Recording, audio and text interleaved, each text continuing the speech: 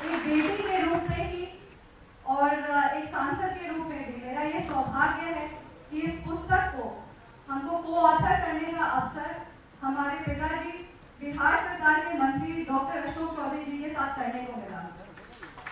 हम इंग्लिश में कहते हैं कि life comes a full circle. आज इस कार्यक्रम में वही हो रहा है।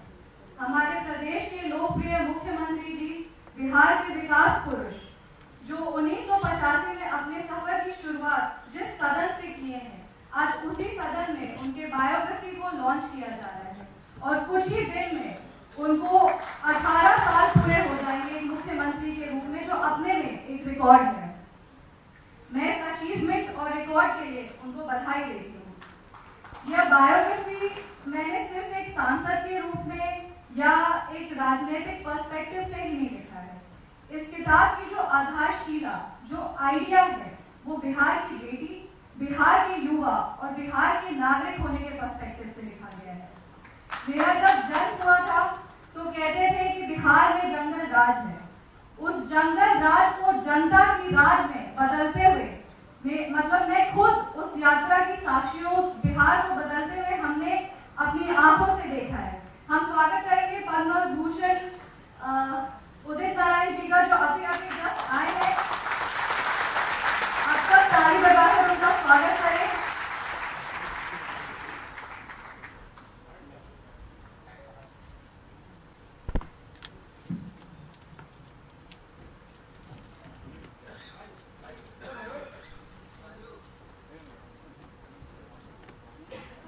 धन्यवाद। अभी पधारे हमारे पद्म भूषण उदित नारायण जी के जोरदार तालियों के साथ और अपने पूरी जी से आग्रह करूंगा अंगवस्त्रम उन्हें भेंट कर सबकी तरफ से जोरदार तालियों के साथ सबके मनपसंद अर्जुन रवीश गायक उदित नारायण जी संबोधित। तो हमारी बात यहाँ खत्म हुई थी कि हमारा जब जन्म हुआ था तो तब बिहार में जंगल राज था और जंगल राज को जनता की राज में बदलते हुए देखा है हमने। बिहार को अपनी आंखों से बदलते हुए हमने देखा है और इसका सबसे बड़ा उदाहरण था हमारे सांसद बनने के बाद बस कुछ ही दिन पूर्व जब नालंदा विश्वविद्यालय कैंपस का उद्घाटन हुआ था। नालंदा बिहार के लिए सिर्फ विश्वविद्यालय नहीं है, नालंदा बिहार का गौरव है, बिहार का विरासत है और बिहार का शान है। और आज हमारे यशस्वी प्रधानमंत्री श्री नरेंद्र मोदी जी और हमारे माननीय मुख्यमंत्री श्री नीतीश कुमार जी के नेतृत्व में ये हो पाया है कि बिहार का गौरव उसे वापस मिला है। राजनीति में आने के पहले मैं सोशियोलॉजी की स्टूडेंट थी और अक्सर ही समानता, सोशल जस्टिस, गांधीयन प्रिंसिपल्स, संवैधानिक मूल्यों के बारे में हमने पढ़ाई की थी। इस किताब का शीर्षक है the Gandhian statesman of Bihar Nitish Kumar और इस किताब का यह शीर्षक इसीलिए दिया गया क्योंकि पिछले 20 वर्षों से अगर हमारे बाबू महात्मा गांधी जी के सपनों को कोई सही में पूरा करा है तो वो हमारे मुख्यमंत्री जी हैं। वो चाहे इक्वालिटी की बात हो, वो चाहे शराबबंदी की बात हो, वो चाहे महिलाओं के अधिकार की बात हो या कृषि क्षेत्र की बात हो, लगातार अगर गांधीयन प्रिंसिपल्स को कोई सही में गवर्नेंस में लाया है तो वो हमारे मुख्यमंत्री जी हैं।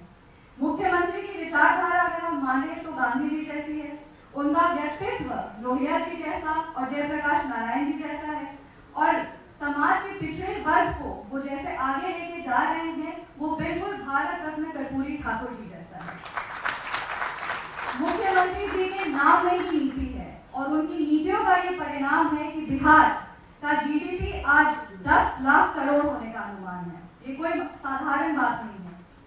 एक महिला हूँ और बिहार की बेटी हूँ, इसलिए जहां भी जाती हूँ जरूर जो नीतियां महिलाओं के अधिकार के लिए अपनाई गई हैं उसके बारे में बात करती हूँ। वो चाहे 2006 में 50% आरक्षण पंचायती राज इंस्टीट्यूशन में देने की बात हो, 2007 में 50% आरक्षण अर्बन लोकल बॉडीज में देने की बात हो, 2006 में प्राथमिक शिक्षक भर्ती में महिलाओं को 50% आरक्षण देने की बात हो या 2016 में सरकारी नौकरियों में महिलाओं को 35% आरक्षण देने की बात हो।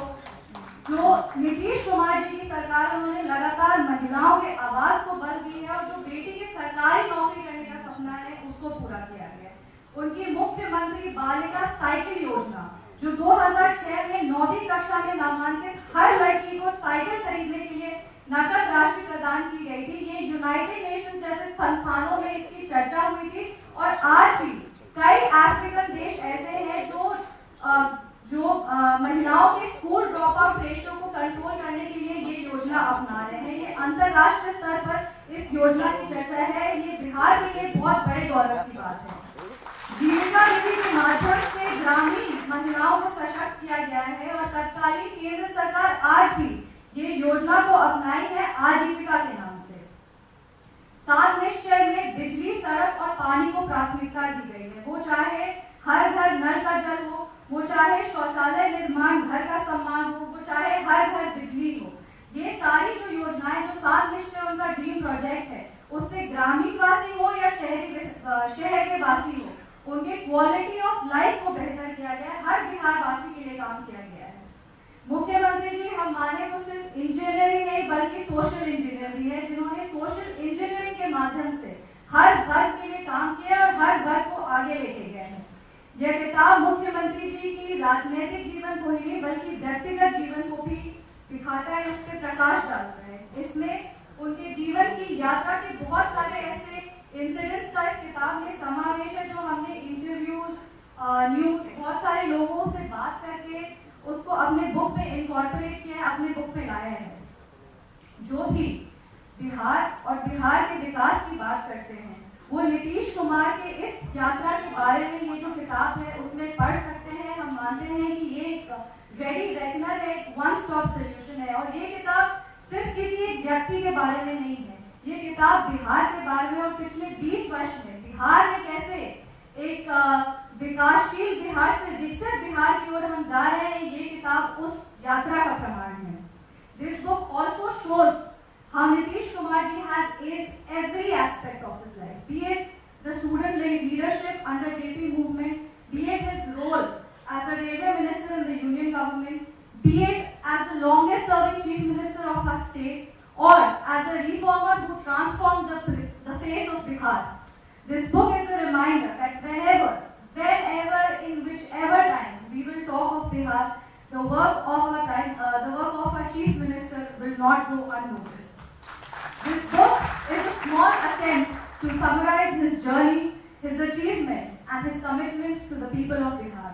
Now that I am also a public representative, I would like to mention that I can only imagine how tirelessly he must have been working for the past 4 decades to bring this change. And I am assuming that, after 4 decades also he continues to work with the same zeal, the same enthusiasm.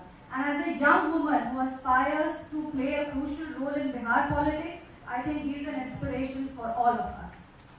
I am sure that this book will not just inspire the people of India, but will inspire people across the globe who want to know what Sushasan is, who want to know what effective governance is, and who want to know how one man's vision can transform millions of lives. In the end, I would only like to quote what our Chief Minister had once said.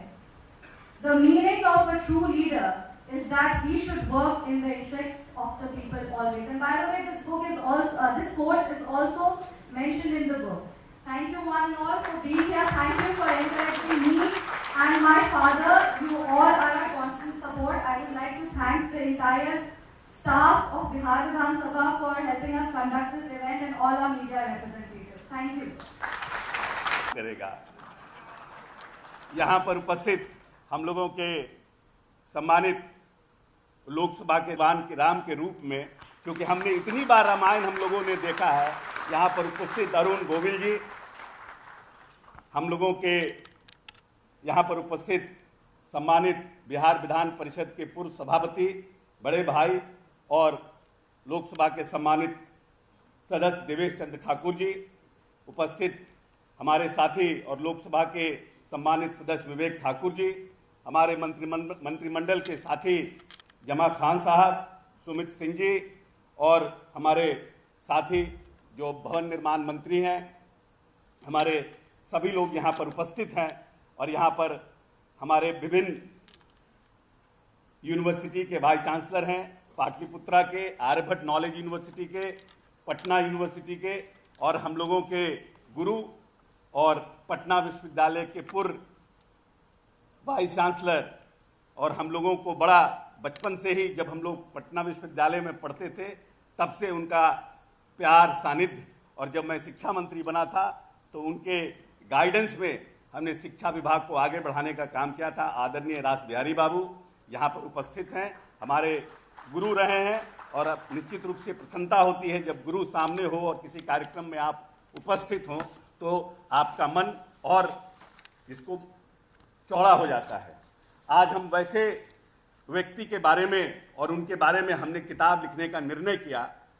जब हम 2000, वैसे तो मैं 2000 से विधानसभा का सदस्य रहा, लेकिन 2013 में मुझे बिहार प्रदेश कांग्रेस का अध्यक्ष बनाया गया, और एक भूमि अधिग्रहण बिल भारतीय जनता पार्टी ने लाई थी कि भूमि अधिग्रहण बिल 14 के बाद जब भारतीय जनता पार्टी की सरकार बनी तो भूमि अधिग्रहण बिल को वापस लेने का निर्णय किया, और राज्यव्यापी देशव्यापी उस पर प्रोटेस्ट हुआ था। क्योंकि मैं कांग्रेस का अध्यक्ष था तो मैंने उस समय बोध गया से चंपारण तक की एक पदयात्रा की थी उस भूमि अधिग्रहण बिल को वापस नहीं लेने के लिए, और उस क्रम में हमने पूरे बिहार के लगभग 381 किलोमीटर का बुद्धा से गांधी यात्रा की थी 19 दिन में पदयात्रा, और उस पदयात्रा के माध्यम से पूरे बिहार को हमने समझने का प्रयास किया था। मैं जिस जिस जगहों पे रुकता था और जिस जिस जगहों पे जाता था, लोग कहते थे कि इस बार तो हम लोगों ने 14 में नीतीश कुमार को वोट नहीं किया है, लेकिन 15 में नीतीश बाबू को दोबारा मुख्यमंत्री बनाने का काम करेंगे। तो हम पूछते थे, क्योंकि हम कांग्रेस के अध्यक्ष थे, हम पूछते थे लोगों से कि ऐसा क्या है नीतीश बाबू में कि आप फिर से नीतीश बाबू को बनाना चाहते थे, क्योंकि हम तो विरोधी दल में थे और कांग्रेस के अध्यक्ष के रूप में घूम रहे थे। वो बोले कि उस आदमी ने बहुत काम किया है, और बहुत नजदीक से उन 18 दिनों में नीतीश जी को हमें जानने का मौका मिला, और संयोग ऐसा हुआ कि 14 के बाद 15 में हम महागठबंधन की इस प्रदेश में सरकार बनाए, और कांग्रेस के अध्यक्ष की हैसियत से तीनों दल की यहाँ पर सरकार बनी, और भारतीय जनता पार्टी को हम लोग हराने में सफल हो पाए थे। परंतु जब नीतीश जी के साथ हमें काम करने का मौका मिला तो नीतीश जी को बहुत नज़दीक से हमने देखने का काम किया। हम जब 14 में अध्यक्ष थे, हम नीतीश जी के पास गए थे, तो एक यहाँ पर बिहटा के पास भूमि अधिग्रहण हुआ था, और उसमें बहुत से किसान ऐसे थे जिनको मुआवजा नहीं मिला था। उनका एक डेलीगेशन आया था माननीय नेता से मिलने के लिए, तो भीड़ कमरे में ज़्यादा हो रही थी, तो माननीय नेता के कमरे में वुडन फ्लोरिंग है, और उनका चपरासी जब भीड़ ज़्यादा हो गया तो एक गमला था जिसके ऊपर एक प्लास्टिक का वो रखा था, और उसने खींच करके इसको साइड कर दिया। मुख्यमंत्री जी सबसे मिले, बात किए, जब चले गए, और उस समय विधानसभा का दौर था, ये 15 के विधानसभा के पहली की बात कर रहे हैं। जब सब लोग चले गए तो उन्होंने उस चपरासी को बुलाया और कहा कि अगर ऐसे खींचोगे तो फ्लोर पर दाग लग जाएगा, उठा के रखा करो, जब भी उसको उठा के रखा करो। कोई व्यक्ति प्रदेश का मुख्यमंत्री हो जो इतनी छोटी छोटी संवेदना के लिए भी कि सरकार का फ्लोर खराब ना हो जाए उसके प्रति भी इतना संवेदनशील है, वो व्यक्ति बिहार के प्रति कितना संवेदनशील होगा। हम यहाँ पर हमारे मित्र और डॉक्टर अजीत प्रधान बैठे हैं। डॉक्टर अजीत प्रधान हम लोगों के सिर्फ मित्र नहीं हैं, कार्डियक सर्जन हैं, और लंबे समय से कला के क्षेत्र में बहुत काम कर रहे हैं। तो इन्होंने नीतीश जी के लिए कुछ बातें लिखी थी, हमने कुछ बातें उनसे चुरा ली है, और उनसे आग्रह करके हमने चुरा ली है, और कुछ बातों को हम अपनी तरफ से बोल रहे हैं। हमने लिखा है कि नीतीश कुमार मीरे कारवां हैं। मीरे कारवां क्यों हैं? कि नीतीश जी की रहनुमा में उस नस्ल से ताल्लुक रखते हैं जिनमें सादगी, शराफत, इंसानियत, तहजीबी नफासत के बेहतरीन नमूने देखने को मिलते हैं। सादा लिबास, धीमी रफ्तार, नर्म लबो लबाज, लबों पर हल्की सी मुस्कुराहट और दिलनसी अंदाज में अपने बातों को रखने का सलीका, चाहे वो सड़क पर हो या सदन में, ये दिल को छू देने वाला अंदाज माननीय नेता का हमेशा बरकरार रहता है। उनकी सियासत हमेशा जमीनी स्तर पर समाजी सरोकार से जुड़ी रहती है। आज तक नीतीश कुमार ने जो भी पॉलिसी बनाया इन 18 वर्ष के अपने कार्यकाल में, उन्होंने सबसे पहले उन योजनाओं का फायदा कैसे सबसे निचले स्तर पर लोगों को मिले, इसकी सोच के साथ उस योजनाओं का निर्माण किया। He has worked relentlessly for upliftment of downtrodden and made tremendous development in public welfare sector, providing excellent roads and flyovers, providing 24 hours electricity and drinking water even to remote areas, tremendous improvement in the agriculture sector, law and order and women empowerment, to name a few. He has addressed many social issues in spite of many obstacles, hurdles and criticism, had as always handled these difficult situations with sang-froid and aplomb, which only comes to a person who is committed, who is honest, and who is convinced that what he is doing is good for all and good for the society. Shri Nitish Kumar को अक्सर बिहार के गांधी के रूप में देखा जाता है और यह उपाधि उनके बिहार के मुख्यमंत्री पद के कार्यकाल में किए गए सुधार, सामाजिक न्याय की दिशा में उठाए गए कदम के कारण उचित है। जैसे गांधी जी ने स्वतंत्रता संग्राम के दौरान सामाजिक और राजनीतिक बदलाव के लिए अपनी पूरी शक्ति लगाई, नीतीश कुमार ने भी बिहार की जड़ों से समस्याओं का समाधान करने और राज्य के विकास की दिशा में स्थायी बदलाव लाने का प्रयास किया है। उनका दृष्टिकोण और नीतिगत निर्णय बिहार की जनता की भलाई और सामाजिक समरसता के प्रति एक सच्ची प्रतिबद्धता का प्रतीक है। नीतीश कुमार और महात्मा गांधी की जीवन में कई समानताएं देखने को मिलती है, जो उनके नेतृत्व और समाज सुधार की दिशा में उठाए गए कदम को दर्शाती है। गांधी जी ने हमेशा सादगी और सत्याग्रह के सिद्धांत पर जोर दिया और नीतीश कुमार ने अपने जीवन और कार्यों में इसी प्रकार की प्रतिबद्धता दिखाने का काम किया है। जैसे गांधी जी ने स्वतंत्रता संग्राम के दौरान सामाजिक और राजनीतिक सुधार की दिशा में कार्य किया, नीतीश कुमार ने भी बिहार के विकास और सुधार के लिए कई महत्वपूर्ण कदम उठाए हैं। हम माननीय नेता के लिए कहना चाहते हैं कि माहौलियत, नेचर और कुदरती मनाजीर के तरफ भी नीतीश जी ने बहुत तवज्जो दी है और उनकी ये दिलचस्पी इस बात को जाहिर करती है कि वो बिहार को खूबसूरत देखना चाहते हैं। राजगीर में उनके मुसलसल कोशिशें से कितने टूरिस्ट सेंटर, मरकज को फरोग मिली, तरक्की मिली, ये सब हम जानते हैं। Rajgir international convention centre, the lush Jayaprakash Udyan and nature safari are a living testimony of Nitish Ji's commitment and vision, which has put Rajgir on the tourist map of the country. Bihar Museum, set up in 2015 under the leadership of Sri Nitish Kumar as one of his pet projects, is considered among the finest museum in the whole world, and he has got a lot of award, international award for that museum. Nitish Kumar के इस कारनामों को देखने के लिए हमें उन्हें लफ्ज़ों में अंदोज लिए दिल की आंखों को खोलने की ज़रूरत है। जाहिर है कि आंख से न तमाशा करे कोई, हो देखना तो दीदाए दिल वो को करे कोई। लेकिन ऐसा भी नहीं कि नीतीश जी ने सिर्फ बाहर की दुनिया को खूबसूरत बनाया है, उन्होंने अंदरूनी खूबसूरती पर भी वैसे ही तवज्जो दी है। नीतीश जी बगैर न कोई वैसे ही जिसके बगैर न कोई इंसान मुकम्मल हो सकता है और न कोई अच्छा इंसान बन सकता है। नीतीश जी ने इस अंदरूनी खूबसूरती से उन सबको एक निगाह से देखना सिखाया है। मंदिर, मस्जिद, गुरुद्वारा, खानका, ईदगाह, सब की हुस्नकारी पर उन्होंने भरपूर तवज्जो दी है। रहबर भी ये, हमदम भी ये, गम ख्वारे हमारे, उस्ताद ये कौमों के हैं, मार हमारे। हम सबको साथ लेकर चलने की नीतीश जी की इसी रवाइश और इसी तौर तरीके के वजह से हर तबका के लोगों की मोहब्बत और हिमायत इन्हें हासिल रही है। सिर्फ जिंदा रहने को जिंदगी नहीं कहते, सिर्फ जिंदा रहने को जिंदगी नहीं कहते, कुछ तो गमे मोहब्बत हो, कुछ तो गमे जहां यारों। और इसी गमे जहां ने हमारे मुख्यमंत्री को लोगों के दरमियान मकबूल और हर दिल अजीज बनाया है। नीतीश जी में का मेयार हमेशा बुलंद रहा है। वो हमेशा इसी कोशिश में रहते हैं कि कैसे माहौल को, हालात को बेहतर से बेहतर बनाया जाए। वज़ीर आला नीतीश कुमार की तमाम खूबियाँ अपनी जगह, उनकी एक खूबी जो मेरे नज़र में तमाम खूबियों पर भारी है, वो है तहज़ीब व सखाफ़त, अदब व शायरी और मौसीकी से उनका दिली लगाव है। उनकी जज्बाती बबास्तगी है। Richard Forrest once said that Cities develop around art and culture, not the other way around. Art and culture represent one of the few areas in our society where people can come together and share an experience, even they see the world in the radical different way. And Nitish ji just not only believed firmly in this, he lived every word of it. There was a time when Bihar was considered at the Mecca of music, art and culture. Every year during Durga Puja, there would be 10 days of music festival at various places in Patna.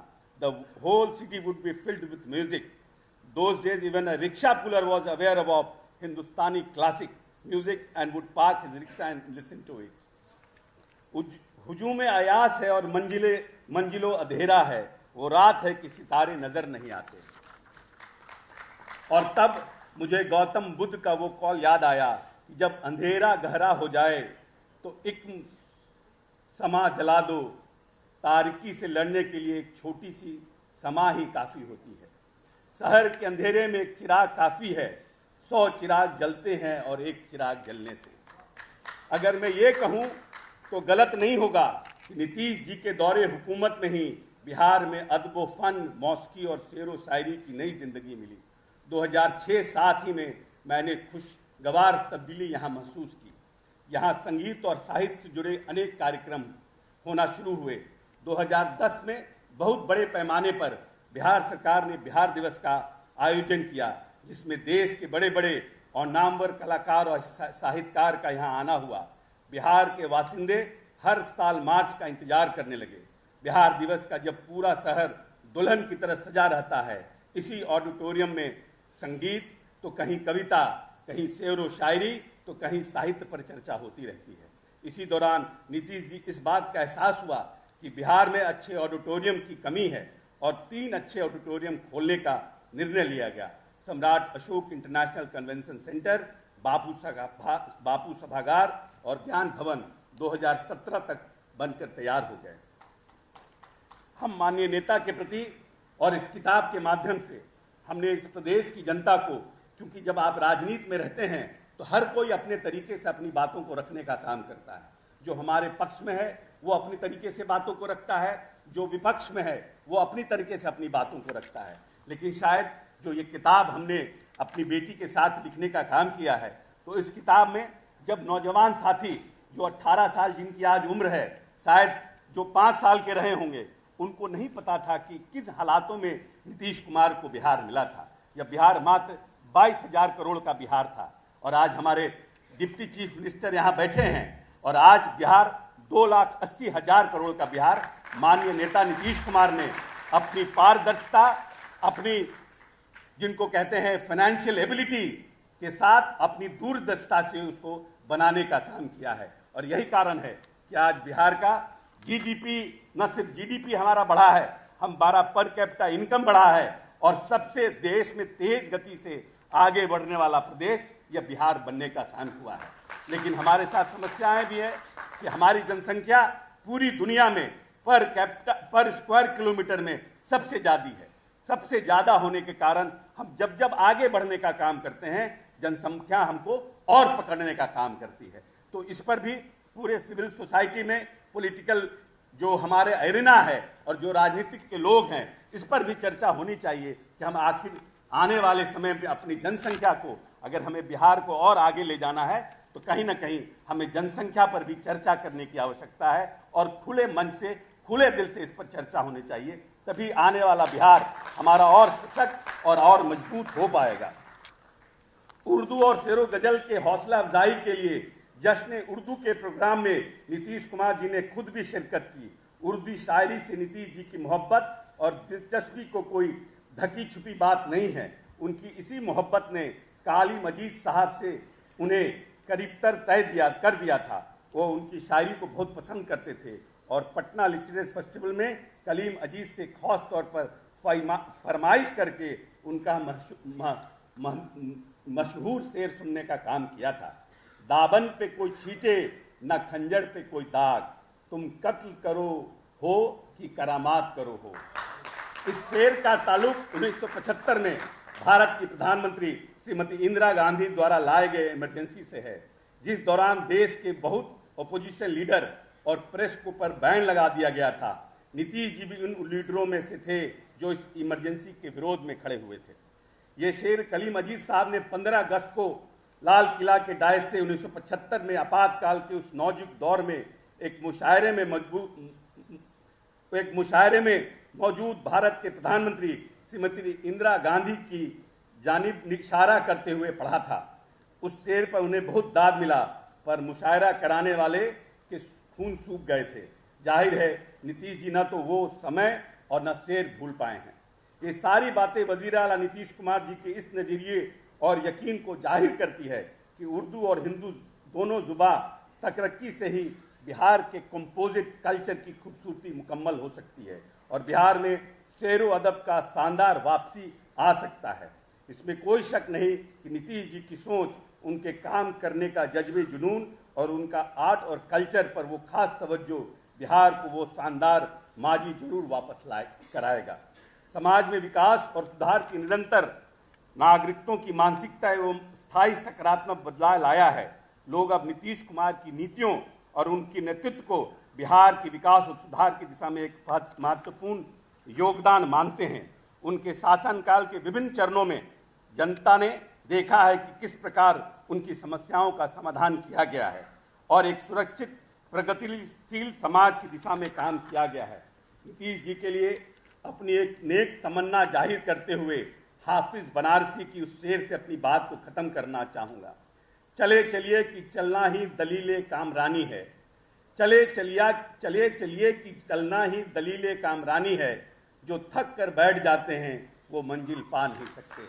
हम अपने नेता को ये किताब, उनके जो 18 साल का उनका मुख्यमंत्रित्व का काल रहा है और देश के विभिन्न पदों पर मंत्रित्व के रूप में एग्रीकल्चर, रेल और सरफेस ट्रांसपोर्ट मिनिस्टर के रूप में जो बिहार को उन्होंने मंत्री के रूप में तरक्की देने के लिए जो काम किए और 18 साल के काम में न आज तक कभी नीतीश कुमार पैदा हुआ है, न भविष्य में कभी कोई नीतीश कुमार दोबारा पैदा लेगा। ये हमारी सोच है और मैं समझता हूँ कि जिस तरह से महात्मा गांधी इस देश में दूसरा पैदा नहीं हो सकता है, वैसे ही इस देश में दूसरा नीतीश कुमार पैदा नहीं हो सकता है, जिसके पास न सिर्फ सभी धर्मों को साथ लेने के लिए सोच है, सभी जात, चाहे वो हिंदू हो, मुसलमान हो, सिखों के लिए जब कार्यक्रम हुआ, गुरु गोविंद सिंह का जब कार्यक्रम हुआ तो पंजाब के मुख्यमंत्री ने आकर कहा माननीय नेता को और मंच से प्रेस को कहा कि शायद पंजाब में ऐसा कार्यक्रम होता तो मैं भी इस तरह से ऐसी तैयारी हम पंजाब में भी गुरु गोविंद सिंह के लिए नहीं कर सकते थे। चाहे वो जैन धर्म का हो, चाहे ईसाई धर्म का हो, माननीय नेता ने सबके सम्मान के लिए काम किया है और सबको आगे बढ़ाने के लिए काम किया है। इसीलिए आइए अपने नेता के प्रति फख्र महसूस करें और 21वीं सदी के सब का जो सपना माननीय नेता नीतीश कुमार ने देखा है, उस सपने को मिलकर हम लोग आने वाले समय में पूरा करने का काम करें। बहुत बहुत धन्यवाद। जय बिहार, जय नीतीश कुमार। हम सबकी उत्सुकता बढ़ा दी है। आपके वक्तव्य के बाद हम सब इस पुस्तक को पढ़ने को बहुत उत्सुक हैं और जैसा कि मैं देख रहा हूं इस किताब में वैसे 17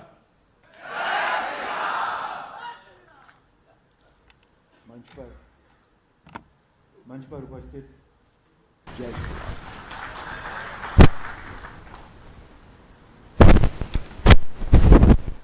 बिहार के गांधी नीतीश कुमार। जब किसी को गांधी जी के समकक्ष एक उपाधि दी गई तो ये कोई आसान बात नहीं है, मेरे लिए नहीं है। और जब मुझे इस कार्यक्रम के बारे में बताया गया, इस पुस्तक के बारे में बताया गया कि ये पिता और पुत्री ने मिलकर लिखी है ये पुस्तक, तो मुझे पहली बात तो जो मेरे मन में आई थी वो ये थी कि इन दोनों का कितना कन्विक्शन रहा होगा नीतीश कुमार जी के प्रति। और वो कन्विक्शन पर्सनल नहीं हो सकता, सिर्फ पर्सनल नहीं हो सकता, वो कन्विक्शन सामाजिक होगा। वो कन्विक्शन उन्होंने सभी को देखा होगा नीतीश कुमार के प्रति जी, तब उनका ये कन्विक्शन बना होगा कि यस पुस्तक लिखी जाए और उसका टाइटल ये होना चाहिए। मैं आप दोनों को साधुवाद देता हूं।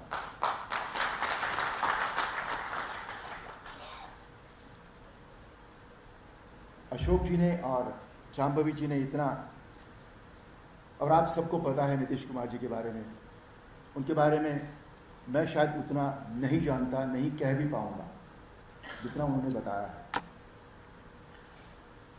मेरी उनसे भेंट हुई है 5, 6, 7 बार, लेकिन कभी भी 2, 3 बार जो भेंट हुई वो उनसे पर्सनल लेवल पर हुई, जब उनके साथ हम बैठे रहे 1 घंटा, इधर उधर की सारी बातें होती रही। कई बार आध्यात्मिक वातावरण में उनसे भेंट हुई, तो उनको देखकर जो एक होता है, एक व्यक्ति से हम मिलते हैं और तब फिर जब हम उस व्यक्ति के बारे में एक अंदाज़ा लगाते हैं कि ये व्यक्ति कैसा होगा, कैसा है ये व्यक्ति, तो उनको मिलने से, उनकी बातों से यही लगा कि देखने से लगता है कि वो कितना सादा व्यक्ति है, साधारण से व्यक्तित्व का दिखने में, लेकिन जो साधारण दिखते हैं वो असाधारण होते हैं। और यही बात नीतीश कुमार जी के लिए सिद्ध होती है। जब उनसे आध्यात्मिक वार्ता हुई तो पता लगा कि इनसे आध्यात्मिक वार्तालाप कितने भी घंटे तक किया जा सकता है, क्योंकि वो किसी और आयाम में निकल गए थे आध्यात्मिक बातें करते करते। उनके राजनीतिक करियर के बारे में, क्योंकि मैं एक दूसरे प्रदेश में रहता हूं, तो मुझे उतना ज़्यादा नहीं मालूमात उनके बारे में, उनका राजनीतिक करियर। हालांकि बिहार में पहली बार आया था 1979 में। मैंने एक फिल्म की थी यहाँ, वो फिल्म काफ़ी प्रसिद्ध हुई थी उस वक्त, कि शायद बहुत कम लोग, चंद लोग यहाँ होंगे इस समय उपस्थित, गंगाधाम। वो देवघर बाबा जो है उनके ऊपर वो फिल्म बनी थी, और उस समय मैंने पूरा बिहार घूमा था। तब झारखंड भी बिहार में होता था। बिहार को मैंने अच्छी तरह से तब से जानना शुरू किया था, और मेरे जो कुछ मित्र बने उस वक्त, वो आज भी मेरे मित्र हैं जो बिहार के हैं।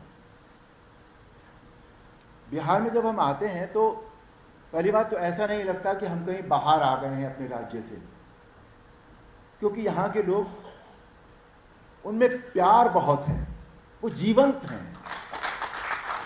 और एक बात जो मुझे उस वक्त भी समझ में आई थी, जो मैं आज भी जिक्र कर रहा था, कि बिहार में हर पान की दुकान पर एक बार सरकार रोजाना गिरती है और एक बार बन जाती है।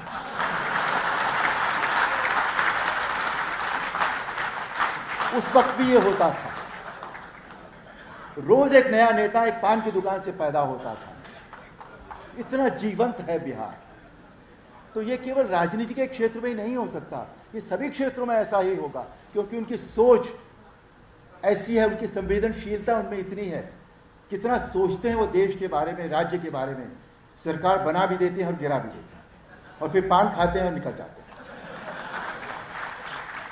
पर ऐसा नहीं है कि वो पान खाकर निकल जाते हैं, वो बातें उनके साथ जाती हैं। इसीलिए देखिए बिहार ने कितने महापुरुषों को जन्म दिया है। नीतीश कुमार जी उसमें से एक।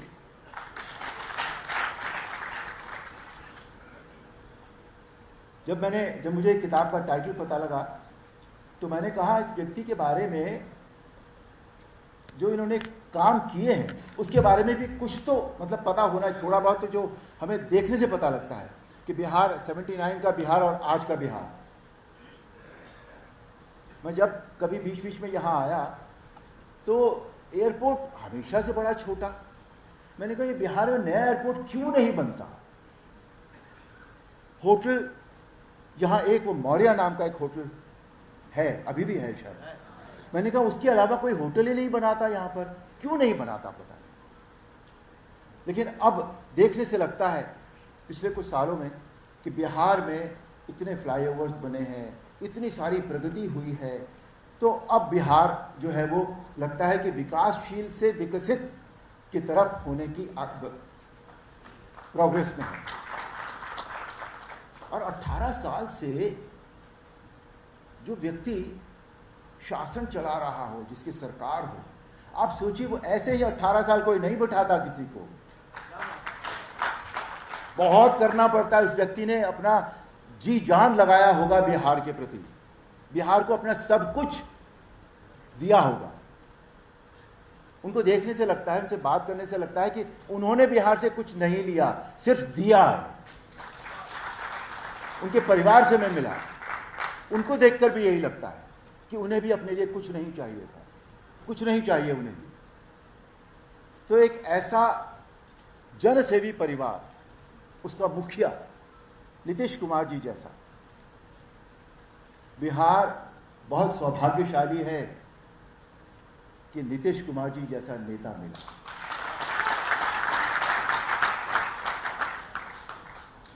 तो मैं ये कह रहा था कि मुझे जब ये पता लगा कि ये किताब का टाइटल ये है, तो मैंने कहा कुछ मुझे थोड़ा बहुत उनके बारे में, उनके कामों के बारे में ज़रूर जानना चाहिए। मैं नेट पर चला गया, आजकल तो कुछ भी करें आप गूगल कर सकते हैं, विकिपीडिया में जा सकते हैं, तो मैं भी नेट पर चला गया। तो मुझे कुछ चीज़ें वहाँ से मिली, हालांकि उनको बताने की ज़रूरत नहीं, आप सब जानते हैं, अशोक जी ने बता दिया है, शांभवी जी ने बता दिया है, और किताब में सब कुछ मिलेगा। फिर भी नीतीश कुमार जी के कार्यकाल में बिहार में लोगों की मानसिकता बदली है, वो सकारात्मक हो गई है, पॉजिटिविटी आ गई है। उन्होंने इंफ्रास्ट्रक्चर के लिए बहुत काम किया, और जब 18 साल पहले वो आए थे, तब बिहार का नाम अच्छे सुर में नहीं लिया जाता था। आई एम सॉरी टू से दिस। भ्रष्टाचार बहुत था, अपराध बहुत था, संकटग्रस्त बिहार कहा जाता था इसको। कानून व्यवस्था, ये सारे जो जितने भी चीजें हो सकती हैं एक राज्य को बेहतर बनाने के लिए, वो सब उनके कार्यकाल में हुई हैं। स्वास्थ्य सेवाएं बेहतर हो गई, कुछ बाहुबली शब्द जो है मेरे ख्याल से शायद बिहार की देन होगा, ऐसा मुझे लगता है। यूपी में भी हो सकता है, यूपी में है, बिहार में नहीं है, ओके। पर यहां भी कई बाहुबली जैसे व्यक्तित्व पैदा हुए जरूर, उन्होंने बहुत उसी तरह के काम किए। उनको भी ठीक किया गया। राजनीतिक सामाजिक परिवर्तन तो बहुत हुए, और सामाजिक परिवर्तन, राजनीतिक परिवर्तन तो मुझे लगता है शायद फिर भी आसानी से हो जाते हैं, पर सामाजिक परिवर्तन जिनकी वजह से राजनीतिक परिवर्तन होते हैं, सामाजिक परिवर्तन लाने में बहुत सारी चुनौतियां होती हैं जो एक व्यक्ति को झेलनी पड़ती हैं, और नीतीश कुमार जी के कार्यकाल में ये सब हुआ। विकास हुआ, सुधार हुए, और जब ये व्यक्ति, जैसे अशोक जी बता रहे थे ये घटना, कि इन्होंने पूछा कि भाई नीतीश कुमार जी में ऐसा क्या है, तो बॉटम लाइन वही होती है, भाई कुछ तो रहा होगा इस व्यक्ति में, कि इतने सरल व्यक्तित्व का स्वामी 18 साल से, अब उनके 18 साल पूरे होने जा रहे हैं, ये शांभवी जी ने बताया। बहुत बहुत बधाई उनको और आप सबको।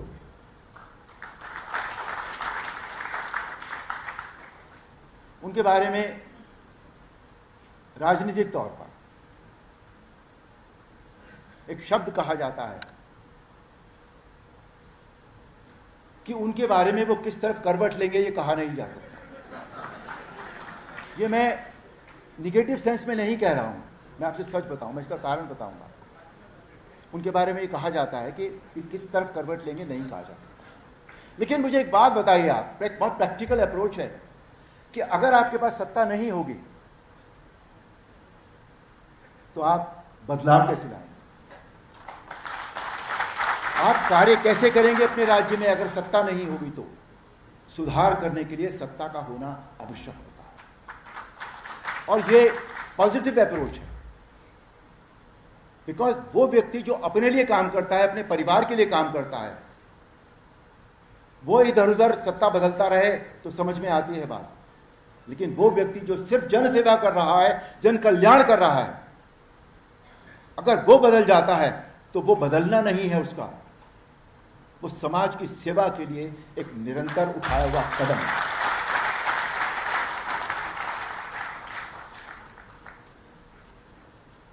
आज मुझे अच्छा लग रहा है कि मैं उनकी इस पुस्तक के विमोचन के लिए मुझे यहाँ बुलाया गया। और आई एम श्योर कि नितेश जी ने जिस तरह से इस राज्य के लिए काम किया, हमारे दूसरे राज्यों में भी इसी तरह के मुख्यमंत्री हमारे देश में हों तो इस देश को विकसित होने में हो सकता है शायद 47 से पहले भी इस देश की गिनती विकसित देशों में हो जाए।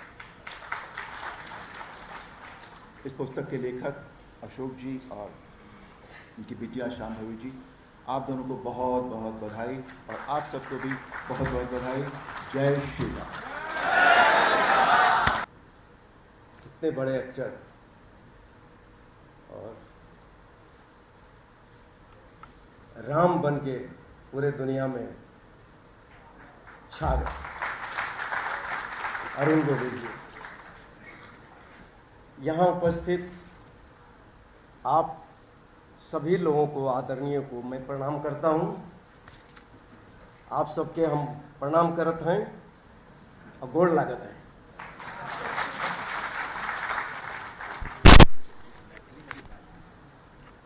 मैथिली छिए तो मैथिली में तो बात करबे करब। जी जी, ओना झा छिए हमहूँ, लेकिन हम उदित नारायणे लिखे छिए, तो अहाँ सबके मालूमे है।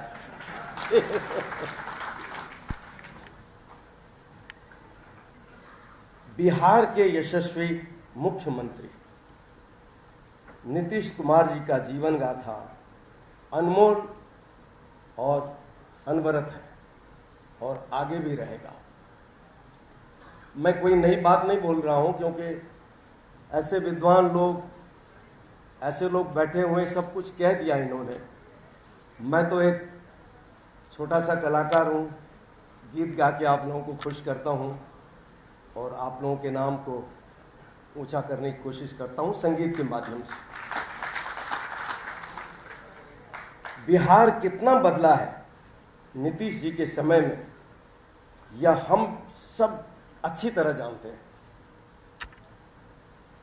आज मुझे पटना से सुपौल जाना है तो 4 घंटे लगते हैं, लेकिन एक वक्त ऐसा था कि 10 घंटे से भी ज़्यादा लगता था। मैं इसलिए ये बात कह रहा हूँ कि मैं जब पैदा हुआ था तो तब सहरसा डिस्ट्रिक्ट हुआ करता था।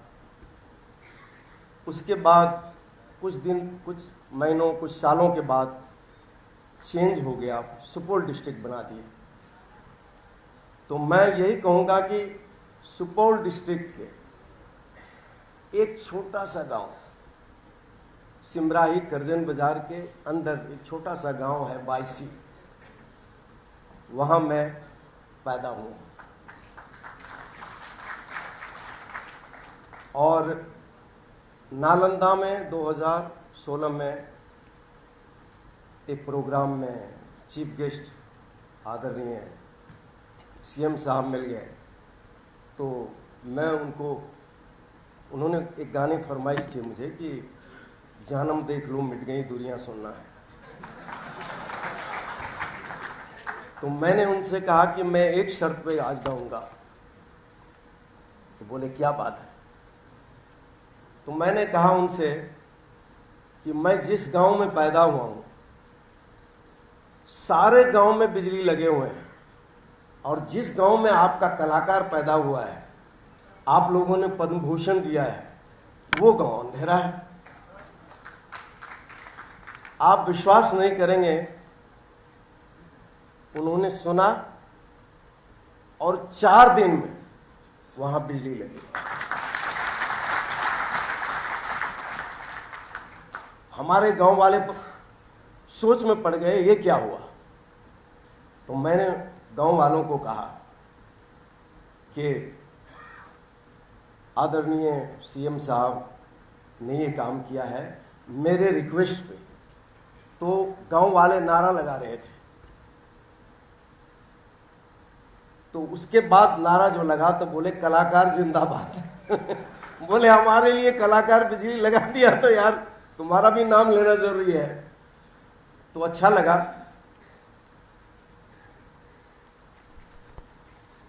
नीतीश जी ने पूरा जीवन बिहार और देश के लिए समर्पित कर दिया है। नीतीश जी का जीवन हम सभी के लिए प्रेरणादायी पुस्तक है जिसे हम सभी को पढ़ना चाहिए।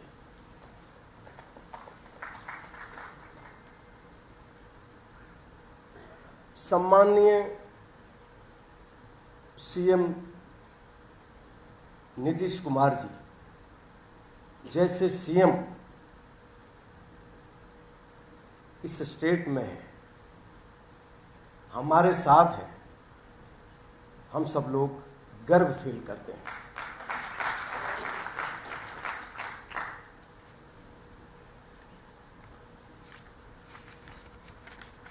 गांधी जी के सपनों को उन्होंने साकार किया। सत्य अहिंसा के रास्ते को उन्होंने अपनाया। वो बिहार के ऐसे सीएम रहे, कोई उनके बारे में ये नहीं कह सकता। उनके बारे में सिर्फ यही कहेंगे सब लोग कि बिना दाग के आदमी हैं, ये सीएम है।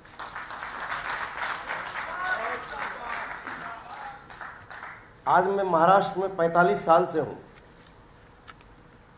मैं भी एक किसान का बेटा हूं और गांव में 5-6 साल का लड़का था, मेरी उम्र थी। तो मैं वहाँ बाईसी गांव में मेला लगता है दिवाली में, तो वहाँ से मैंने अपनी करियर की शुरुआत की और फिर फॉरबिसगंज के मेले तक मैंने अपना कार्यक्रम दिया। इतने उस वक्त मेरी उम्र 6-7 साल की थी। जब फॉरबिसगंज मेले में गया तो 10-12 साल की थी। I did my SSC from Bihar only. उसके बाद हम फॉरेन चले गए, वहाँ से मैंने इंटरमीडिएट किया। काफ़ी संघर्ष किए तो सब मेरे पिताजी बहुत नाराज होते थे, बोलते क्या रामलीला में लगे हुए हो, तुम्हारा बाप खेतीबाड़ी करता है, ये गाना वाना गा के क्या होने वाला है। तो बात तो सही थी। अब देखिए होता वही है जो मंजूर खुदा होता है जी, तो कहावत है। मैंने संघर्ष किया बचपन से लेके और लगे रहे। बिहार से फिर नेपाल गए। नेपाल रेडियो स्टेशन में 100 रुपये की नौकरी किया मैंने। अब वहाँ 100 रुपये से क्या होने वाला है। तो रात को 5 स्टार होटल में रह के मैंने गाना गा के मैंने कॉलेज इंटरमीडिएट वहाँ से किया जी। 6-7 साल काम करने के बाद फिर मैं मुंबई आया और 10 साल वहाँ कंटिन्यू मैंने स्ट्रगल किया।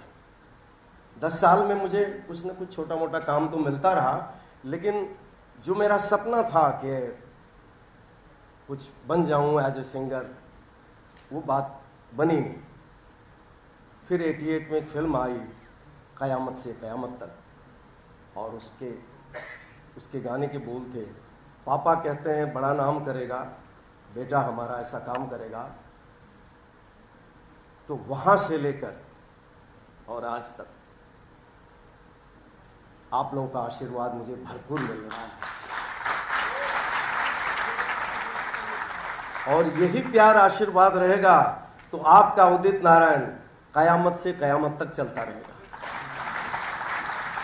क़यामत से क़यामत तक का मतलब मैं आप लोगों को क्या समझा सकता हूं, देयर इज नो एंड कहने का मतलब। तो आप आशीर्वाद दीजिए कि कभी एंड ही ना हो हमारा।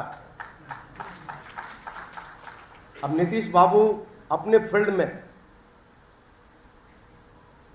कभी एंड नहीं होगा उनका। कर्मठ नेता,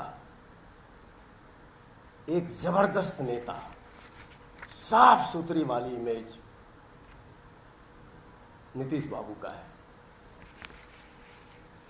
उन्होंने कानून व्यवस्था को भी जबरदस्त मजबूती लाई, उन्होंने कानून में भी व्यवस्था बहुत अच्छा, बच्चों के लिए, महिलाओं के लिए कमाल किया उन्होंने कि मेरे स्टेट के बच्चे कैसे जाएंगे स्कूल, तो उन्होंने अपने हाथों से साइकिल बंटवाया हर जगह, महिलाओं को, बच्चों को, और ताकि मेरे राज्य के जो लोग हैं, बच्चे हैं, महिलाएं हैं, उनको कोई तकलीफ नहीं होनी चाहिए और वो शिक्षा में भी आगे बहुत बढ़े। उनकी सोच हमेशा ऐसी रही लोगों के लिए कि सब कुछ उनको मिलना चाहिए।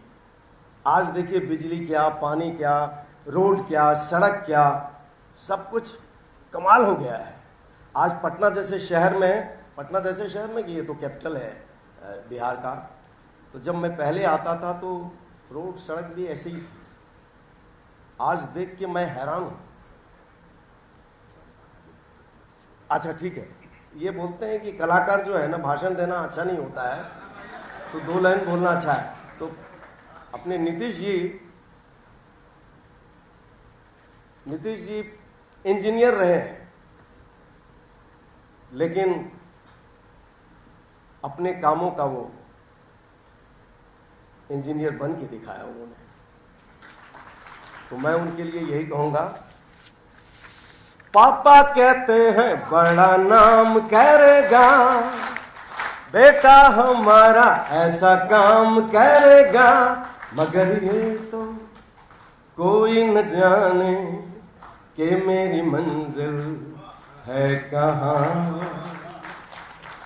कोई इंजीनियर का काम करेगा, प्रशासन में भी अपना नाम करेगा, मगर ये तो कोई न जाने कि उनकी मंजिल है कहाँ।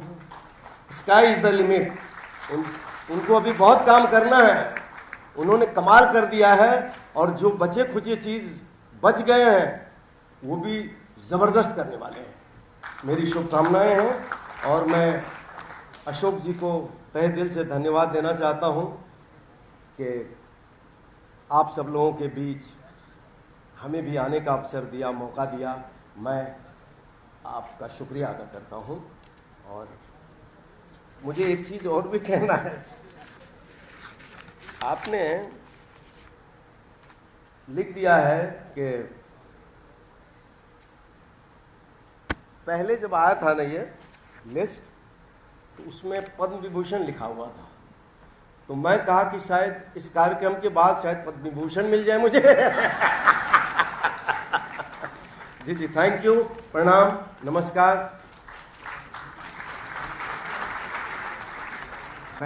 जैसा कि हम सब देख रहे हैं, the Gandhian statements of Bihar Nitish Kumar, और बिहार के गांधी नीतीश कुमार, जिसके लेखक द्वय अशोक चौधरी और शांभवी चौधरी हैं। आप सबके करतल ध्वनि के बीच इसका लोकार्पण हो रहा है, जो कर रखना चाहते हैं, क्योंकि ऐसे पल, ऐसे क्षण दशकों में, सदियों में आते हैं। बहुत ही महत्वपूर्ण अवसर, महत्वपूर्ण क्षण। एक साथ 2 पुस्तकों का लोकार्पण, बिहार के गांधी नीतीश कुमार। वैसे इस पुस्तक की कीमत 350 रुपये है, लेकिन आज जो इस पुस्तक को खरीदना चाहते हैं, सभागार के बाहर बिहार के यशस्वी मुख्यमंत्री आदरणीय नीतीश कुमार जी की जीवन गाथा पर बिहार के गांधी नीतीश कुमार लेखक डॉक्टर अशोक चौधरी जी, जो लंबे समय से हम लोग साथ में काम कर रहे थे, आदरणीय सांसद श्रीमती शांभवी चौधरी जी, इस मंच पर उपस्थित बिहार के लोकप्रिय महामहिम राज्यपाल राजेंद्र विश्वनाथ आलकलकर जी, हम लोगों के नेता और बिहार विधानसभा के अध्यक्ष आदरणीय नंदकिशोर यादव जी, और जिनको हम लोग एक जमाने में टीवी पर देखने के लिए ललायित रहते थे और पूरा हिंदुस्तान में कर्फ्यू लग जाता था, वैसे माननीय सांसद और भगवान राम रूपी आदरणीय अरुण गोविल जी, क्योंकि हमारे यहाँ तो जब नीतीश भारद्वाज जी चुनाव लड़ने आए और बाद में उपचुनाव हो गया इस बिहार में, तो नीतीश भारद्वाज जी को जब हम लोग लेके जाते थे तो महिलाएं आरती दिखाने का काम करती थी। उसी तरह आज यदि अरुण गोविल जी को भी हम लोग बिहार के किसी गांव में ले जाएंगे तो लोग समझेंगे कि साक्षात भगवान राम ही हमारे घर पे पधारे हैं। और हमारे माटी के लाल, मिथिला के प्रतीक और देश में जिन्होंने अपनी आवाज से बिहार का गौरव आगे बढ़ाने का काम किया है, आदरणीय उदित नारायण जी, मैं आपका भी स्वागत करता हूं। और इस मंच पर हमारे साथी और मगध यूनिवर्सिटी के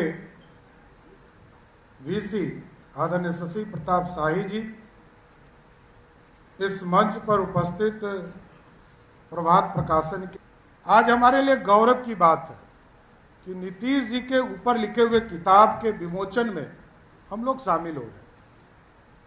हम लोग एक जमाने से आदर्श के तौर पर नीतीश कुमार जी को देखते रहे, और मैं तो राजनीति में ही नीतीश कुमार जी ने यदि समता पार्टी नहीं बनाया होता, मेरे पिताजी जौहर साहब सब लोगों ने मिल के नहीं बनाया होता, तो मैं तो यदि तत्कालीन सरकार ने हमें जेल में नहीं डाला होता, मैं तो राजनीति में ही नहीं आता।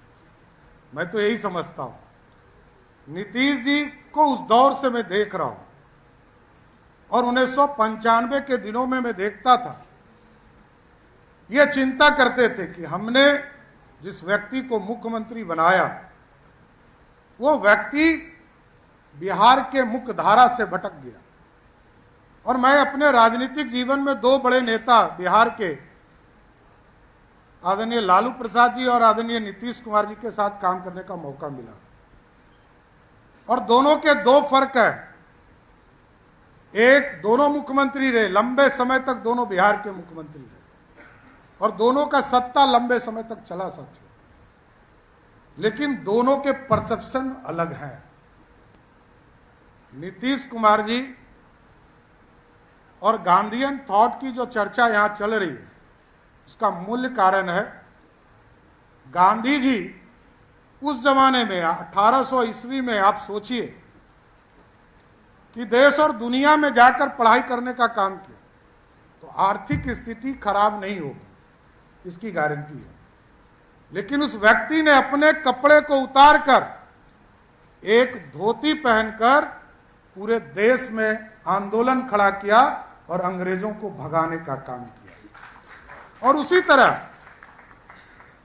जिनको नीतीश जी ने स्वयं बनाया था एक जमाने में, उनसे लड़ने के लिए 94 में अलग हुए, लंबे समय तक संघर्ष किए, लंबी लड़ाई लड़ते रहे। और नीतीश जी को मैं ये कहता हूं कि मैंने इसलिए कहा कि दो बड़े नेता के साथ मैंने काम किया कि दोनों के पास बिना पॉकेट के दोनों चलते, दोनों नेता के पॉकेट में पैसा नहीं होता है, लेकिन नीतीश कुमार जी की लेगेसी पैसे वाली कहीं नहीं दिखती है, दूसरे नेता का सिर्फ पैसा ही दिखता है। और इतने लंबे समय से मैं देख रहा हूं कि नीतीश जी 89 में मिनिस्टर हो गए गवर्नमेंट ऑफ इंडिया में, बाद में लंबे समय तक पार्लियामेंट्रियन रहे, और ये परसेप्शन है। आज तक कोई भी व्यक्ति, मैं तो विरोधी भी रहा उनका, मेरे खट्टे मीठे अनुभव दोनों हैं, मैं राजनीतिक तौर पर उनसे लड़ा भी हूं, नीतीश कुमार जी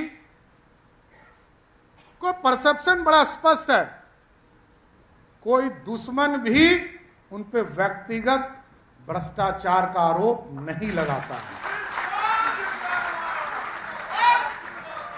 और लंबे समय से कोई व्यक्ति इतने दिनों तक राजनीति में रहा हो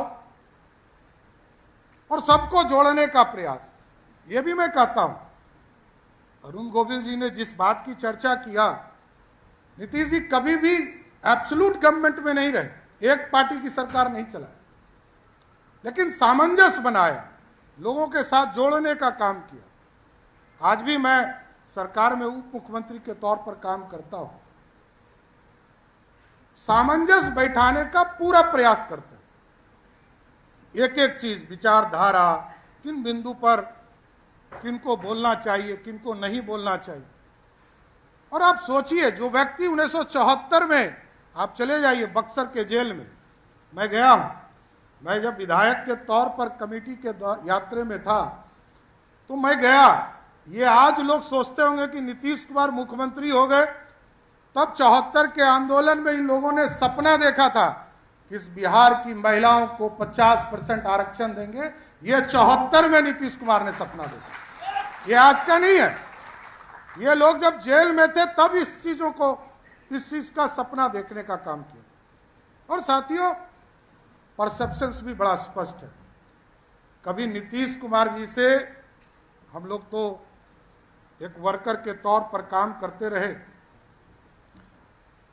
समता पार्टी हो, भारतीय जनता पार्टी हो, मैं देखता रहा, नीतीश कुमार जी 1 to 1 जब भी हुए, ये एक पॉलिटिकल व्यक्ति के तौर पर जाने जाते हैं, और 1 to 1 में आपसे इतना, आप जब डिस्कशन करेंगे किसी भी चीज पर, तो आपको स्वयं एहसास होगा कि जिस व्यक्ति का उम्र आपसे 20 साल बड़ा हो, वो व्यक्ति आपसे 3 गुना अधिक जानता हो, तो अपने आप में लगता है कि यह आदमी हमसे ज्यादा नॉलेज के साथ खड़ा है।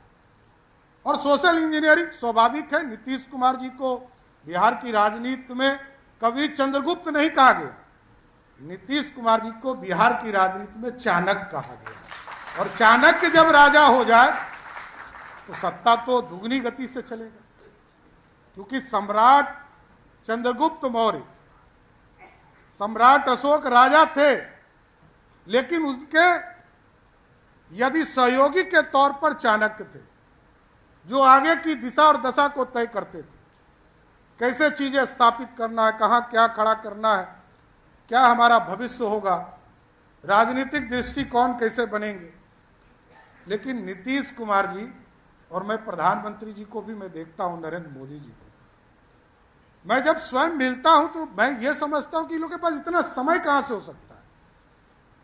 एकदम शांति से आपकी बातों को सुनकर एक एक चीजों को खड़ा करने का काम करते हैं। और लगातार जो पॉलिसीज बनते हैं, मैंने 2 व्यक्ति का नाम बड़ा चर्चा किया, मैं फिर कहता हूं कि 2 व्यक्ति में जब आप चर्चा करेंगे तो एक व्यक्ति सिर्फ मैं करूंगे, मैं या मेरा परिवार, लेकिन नीतीश कुमार जी कहेंगे मैं और मेरी पॉलिसी, इसको बिहार में स्थापित करूं। बिहार में पॉलिसीज बनाए हुए, चाहे वो महिला आरक्षण बिल हो, चाहे वो रिजर्वेशन का फॉर्मूला हो। मैं जानता हूं 1977 में भी कर्पूरी ठाकुर जी के पूरे फॉर्मूले से नीतीश कुमार जी संतुष्ट नहीं थे, लेकिन उस पूरी रूपरेखा को नीतीश कुमार जी ने जब 2006 में आए तो पूरी संरचना को बदला। ओबीसी के लिए, ईबीसी के लिए अलग आरक्षण की व्यवस्था किया, महिलाओं के लिए अलग से आरक्षण किया, एससी एसटी के लिए आरक्षण की व्यवस्था की। तो सारे चीजों की संरचना खड़ा करने का काम। रोड के सेक्टर में कई लोगों ने बताया, लोग पहले गड्ढे में सड़क है कि सड़क गड्ढे में है पता नहीं था, लेकिन एक मैकेनिज्म निकाला, यूटिलाइजेशन ऑफ मनी। गवर्नमेंट में, मैं एक फाइनेंस मिनिस्टर भी हूं बिहार का, मैं देखता हूं नीतीश कुमार जी के नेतृत्व में काम कर रहा हूं, पिछले 7 वर्षों से आप जानकर आश्चर्य करेंगे कि बिहार में हम 95 से 98% राशि खर्चा करते हैं ये नीतीश कुमार जी की देन है, ये सोशल इंजीनियरिंग है। ये पूरी तरह आर्थिक इकोनॉमिक रिफॉर्म्स भी हमने विभाग में किया। पहले तो हम चिंता करते थे कि पैसा खर्चा नहीं होगा, कहाँ हम इसको पार्क करेंगे। ये पार्किंग की अब व्यवस्था पूरी तरह खत्म हो गई। अब खर्चा करना ही पड़ेगा, क्योंकि अब रिजर्व बैंक भी देखता है इसको, गवर्नमेंट ऑफ इंडिया भी देखता है, और स्टेट गवर्नमेंट को भी सारी चीज़ों को देखना है। लेकिन अभी आदरणीय नीतीश कुमार जी के नेतृत्व में कई काम और बचे हैं और आगे करने भी हैं, विकसित बिहार बनाना भी है। और अभी रिफॉर्म्स में कई चीज़ें हम लोगों ने लाया, और जिस दिन बजट आ रहा था तो मेरे को एक एक घंटा पे वो पूछते थे कि अभी क्या क्या आएगा, जल्दी जल्दी बताइए, क्योंकि उनको जिज्ञासा था। इस उम्र में भी बिहार के विकास के लिए प्रतिबद्ध कोई नेता है तो उसका नाम नीतीश कुमार है साहब। इसलिए मैं धन्यवाद देना चाहता हूं अपने साथी मित्र, और लंबे समय से दोनों भाई सरकार में भी साथ काम किए, और दोनों दूसरे जनरेशन के पॉलिटिशियंस भी हैं। हम दोनों चाहते हैं कि नीतीश कुमार जी पूरी तरह स्वस्थ रहें, बिहार और विकसित हो। अभी बहुत से काम करने बाकी है। जो उदित जी ने कहा, अभी तो आपके इलाके में हाई लेवल लैम्प जो नीतीश कुमार जी का सपना है, अभी कुछ इंफ्रास्ट्रक्चर पर हम लोगों ने काम शुरू किया है। कई एयरपोर्ट्स हमें बनाने हैं, कई हाईवेज बनाने हैं, कई आईटी सेक्टर्स को खड़ा करना है। अभी फॉक्सकॉन के साथ हम लोग बैठक कर रहे थे, तो बिहार कैसे बढ़ रहा है उसको भी हम लोगों ने बताने का काम किया है। लेकिन आज डॉक्टर अशोक चौधरी जी और श्रीमती सांभवी चौधरी बिटिया को विशेष तौर पर बधाई देते हुए कि आपने किताब लिखा नीतीश जी जैसे महापुरुष पर, हम आपको फिर से बधाई देते हैं और धन्यवाद भी देते हैं कि बिहार में जो उन्होंने बदलाव लाया, उस बदलाव को किताब के माध्यम से नई पीढ़ी को बताने का काम कर रहे हैं। बहुत बहुत धन्यवाद। भाइयों और बहनों, पत्रकार मित्रों, इस हॉल का भी एक संयोग है। 8 दिन में 2 पुस्तक का विमोचन हो गया। अभी 11 तारीख को मेरे पुस्तक का विमोचन हुआ है, और मेरी पुस्तक भी छपी है प्रभाते प्रकाशन में। धन्यवाद आपको। आज दूसरी पुस्तक का विमोचन हो रहा है। शायद इस हॉल में 2 ही सार्वजनिक कार्यक्रम हुए हैं, और दोनों कार्यक्रम में पुस्तक विमोचन का ही कार्यक्रम हुआ है। मित्रों, नीतीश जी के बारे में कितना कहा जाए। मुझे लगता है कि मंच पर जितने लोग बैठे हैं, सबसे अधिक इनसे संबंध मेरा है। 1996 में पहली बार भाजपा के साथ उनका समझौता हुआ था चुनाव में। मैं उसमें भारतीय जनता पार्टी का प्रदेश का महामंत्री था, और बाद के 2 साल बाद 98 में तो भाजपा का प्रदेश का अध्यक्ष ही हो गया। तो आप सोच सकते हैं कि मिलकर लगातार चुनाव लड़ते रहे, चाहे वो 96 चुनाव हो, 98 चुनाव हो, 99 चुनाव हो, 2000 चुनाव हो। और 2000 में जब झारखंड बिहार का बंटवारा हो गया, तो जो एनडीए बिहार में था, पहले एनडीए के संयोजक सरजू राय जी थे।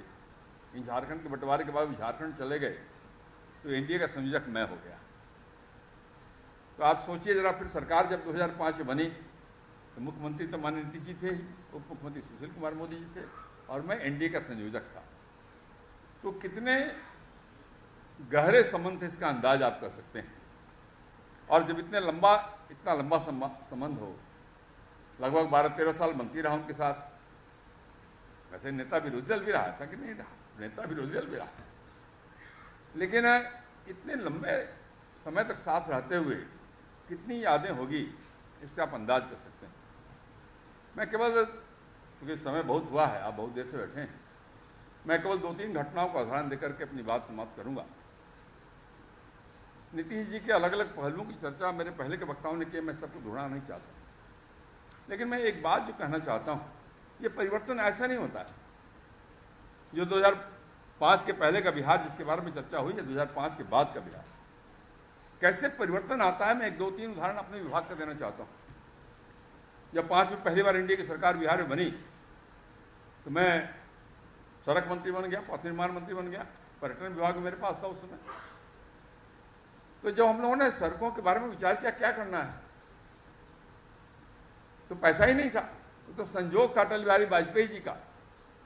जब 2000 में बिहार का बंटवारा हो रहा था, उसमें अटल जी ने योजना आयोग में एक सेल बना दिया था, तो बिहार को नुकसान नहीं होना चाहिए, कुछ इंतजाम कर उसको पैसा देने का।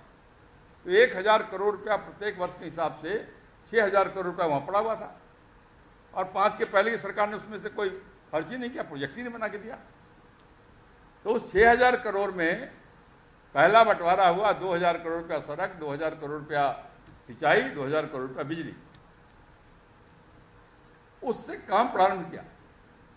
लेकिन कई प्रकार के जो नियम कानून थे पथ निर्माण विभाग के, वो काम करने से रोकते थे। मैं गया नीतीश जी के पास, मैंने कहा देखिए ये कठिनाई आ रही है, क्या करें? तो बोले नंदकिशोर जी हम लोगों ने क्या लक्ष्य तय किया? हमने कहा बिहार का विकास। तो उन्होंने जो शब्द कहा मैं उसको आपको बताना चाहूँ। उन्होंने कहा कि नंदकिशोर जी जो लक्ष्य तय किया हम लोगों ने बिहार के विकास का, उस लक्ष्य को प्राप्त करने में जो कानून बाधा उत्पन्न करे उस कानून को बदल दीजिए, यही मेरा सुझाव आपको। वैसे विकास होता है। और आप जो उदित भाई कह रहे हैं सुपौल पहुंचने की बात, अधिकांश श्रेय मुझे है उस विभाग का मंत्री रहने के कारण। जितना फ्लाईओवर अब पटना में देख रहे हैं उसका भी श्रेय मेरे ही कर्म से बना, तो मुझे ही श्रेय मिल गया उनके नेतृत्व में काम करते करते। तब कायाकल्प हुआ सड़कों का। और एक बार मैं उनके साथ हवाई जहाज से जा रहा था कहीं कार्यक्रम में, शुरू की बात कर रहा हूँ, 5-6 की बात कर रहा हूँ, तो बहुत सा देखा मैंने नदी नालों के ऊपर बांस का चचरी लगा के लोग पार करते थे। नीतीश ने कहा नंदकिशोर जी देख रहे हैं ये, और उसमें एक पुल निर्माण निगम पहले से यहाँ काम करता था बिहार में, लेकिन पूर्ववर्ती सरकार ने उसको बंद करने का तय किया था। नीतीश ने कहा नंदकिशोर जी ये ठीक नहीं लगता, कुछ होना चाहिए। और आपकी जानकारी के लिए उसके बाद मुख्यमंत्री सेतु निर्माण योजना की कल्पना की गई, और यह तय किया गया कि जितने चचरी के पुल हैं उनके सारे स्थानों पर हम पक्का पुल बनाने का काम करेंगे। और 5000 से ज्यादा पुल पुलिया के निर्माण का काम हम लोगों ने किया। तब परिवर्तन आता है। अस्पताल की चर्चा कर रहे थे मेरे मित्र, क्या था? कोई जाता ही नहीं था, डॉक्टर बैठते नहीं थे। अरे पुर्जा लिखने के लिए कागज का टुकड़ा नहीं होता था। दवा की तो बात छोड़िए, शुरुआत कहां से किया उन्होंने? कहा मैं स्वास्थ्य मंत्री भी था 2.5 साल, मेरे पहले चंद्रमोहन राय जी मंत्री थे स्वास्थ्य विभाग के। उन्होंने तय किया कि भाई पहले अस्पताल का माहौल तो बनाइए, तब तो कुछ होगा इलाज।